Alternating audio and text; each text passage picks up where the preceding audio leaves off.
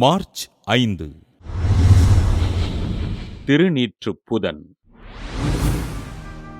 மனிதனே, நீ மண்ணாக இருக்கின்றாய், மண்ணுக்கே திரும்புவாய் என்பதை உணர்த்துவதற்காக தவக்கால தொடக்க தினமான இன்று குழந்தைகள் முதல் பெரியவர்கள் வரை அனைவருடைய நெற்றியிலும் ஆசீர்வதிக்கப்பட்ட திருநீரினால் சிலுவை அடையாளம் வரையப்படுகின்றது.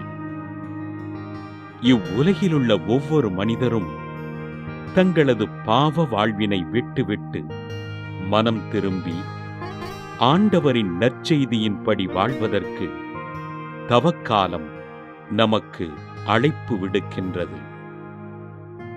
ஆண்டவர் இயேசு அலகையினை வெற்றி கொள்வதற்காக 40 நாட்கள் இரவும் பகலும் நோன்பிருந்து ஜெபித்ததனை பின்பற்றி நம் ஒவ்வொருவரையும் 40 நாட்கள் பக்தியோடு ஜெபிக்க திருச்சபை நம்மை அழைக்கிறது.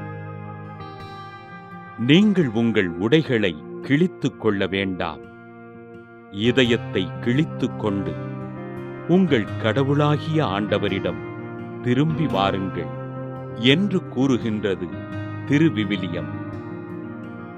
நம்மை பண்படுத்துகின்ற இந்த தவக்காலத்தில் நாம் கடைபிடிக்க வேண்டிய பண்புகளை திருச்சபையானது உள்ளார்ந்த செயல்பாடுகள், வெளிச் செயல்பாடுகள் என 2 பிரிவுகளாக பிரித்து நம்மை செயல்பட பரிந்துரை செய்கின்றது.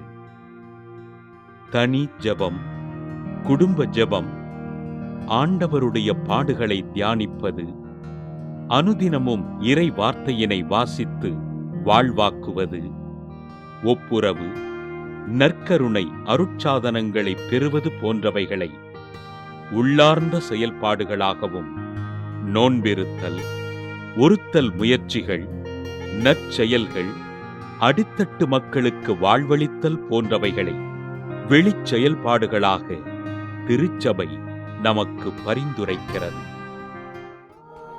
இன்று முதல் தவக்காலத்தினை தொடங்குகின்ற நாம் நமது வாழ்வின் உள் ஆழத்திற்குச் சென்று நம்மை நாமே சுய பரிசோதனை செய்வோம். நமது வாழ்வு முறை எத்தகையது என்பதை உணர்வோம். பாவ வாழ்விலிருந்து விடுபட்டு ஆண்டவரின் நற்செய்தியின்படி தொடர்ந்து வாழ உறுதியேற்போம்.